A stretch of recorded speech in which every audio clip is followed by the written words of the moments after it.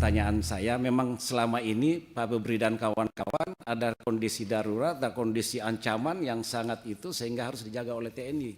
Jangan sampai ini kayak soft force kan begitu. Sehingga orang pun ketika berhubungan dengan pihak kejaksaan, apakah melaporkan suatu perkara dan sebagainya, itu ada rasa ada keseganan, takut, ini kok dijaga TNI kayak mau perang kan begitu. Terima kasih. Kalau di kami Pak Suding ya, saya dari pangkat 3A itu Bang selalu di pemberantasan tipikor. Sudah 30 tahun lebih lah. Kalau perlawanan pasti ada, berbagai cara itu pasti ada. Tapi kalau sampai ancaman, mungkin mereka mikir juga lah kalau berhadapan dengan penegak hukum secara terang-terangan. Kalau contoh konkretnya Pak Suding tanya, apa contoh konkret perlawanan itu? Perkara Marcella. Perkara Marcella itu ada salah satu, ada buzzer-nya yang dibayar hampir 1 M ya? Kontennya, kemudian pelaporan, jampisus, penyerangan ke Jaksa Agung, bisa kita buktikan. Dan full kami tahu jaringan itu. Contoh konkret itu. Tapi kalau kembali ditanya untuk ancaman, nggak ada lah Pak Suding. Sampai sekarang kita bisa berjalan, kita hanya berharap ada dukungan politik, Komisi 3 masih sering komunikasi, dorong terus ya menjadi penyemangat bagi rekan-rekan kita semua. Karena saya dari awal menyampaikan, kalaulah penegak hukum yang berwenang menangani tipikor masih mengarahkan bidikannya ke perkara-perkara biasa, maka ini nggak akan pernah habis.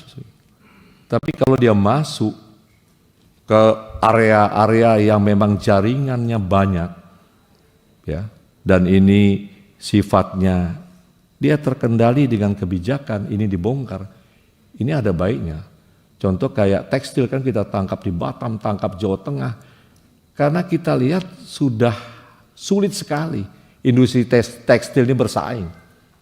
Apalagi kita harapkan waktu Covid UMKM ibu-ibu yang jualan satu kemeja tuh 65.000, 70.000, berat dia. Nah itu maka kita hajar. Tapi harapan kita selalu kita menyampaikan kepada kementerian yang leading sektor, tolong tata kelola diperbaiki, cegat barang masuk untuk menghidupkan. Saya meriksa Sritek dan Dunia Tek, saya paham betul mereka kalah dalam bersaing dengan barang-barang impor. Kalau tidak bayar pajak, biaya masuk nggak dibayar, kalah. Potensi pembeli kita 280 juta. Nah kira-kira seperti itu yang kita lakukan tindakan-tindakan. Kembali ke pertanyaan awal, kalau hubungan kejaksaan dengan Polri, ini dari tingkat jaksa pertama pasti terbiasa dekat Pak Suding. Dia bertugas kayak saya umpamanya di Sungai Penuh daerah kecil, ya pasti ngumpul, Pak makannya sama, dengan Kasat Intel dekat hubungannya. Dekat hubungannya tidak ada masalah, saya di Satgas PKH juga selalu berbarengan dengan Pak Kabar Eskrim.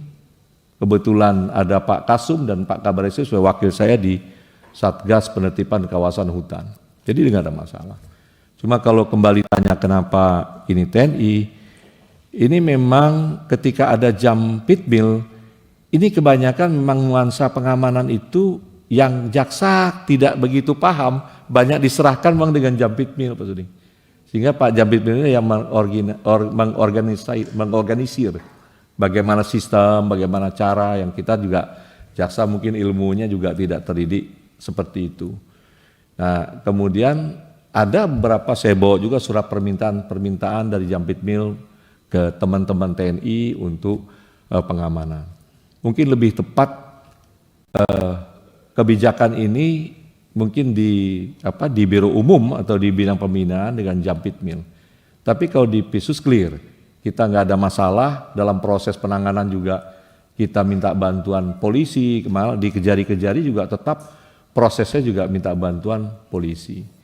Nah apakah ini berpengaruh setelah Jampitmil di dalam, saya kurang tahu teknis, cara strategi pengamanan pimpinan itu kurang paham saya. Jadi mungkin sebaiknya nanti di Pak Jampitmil tuh Pak Sud. Terima kasih Pak. Baik, cukup Pak Suding ya.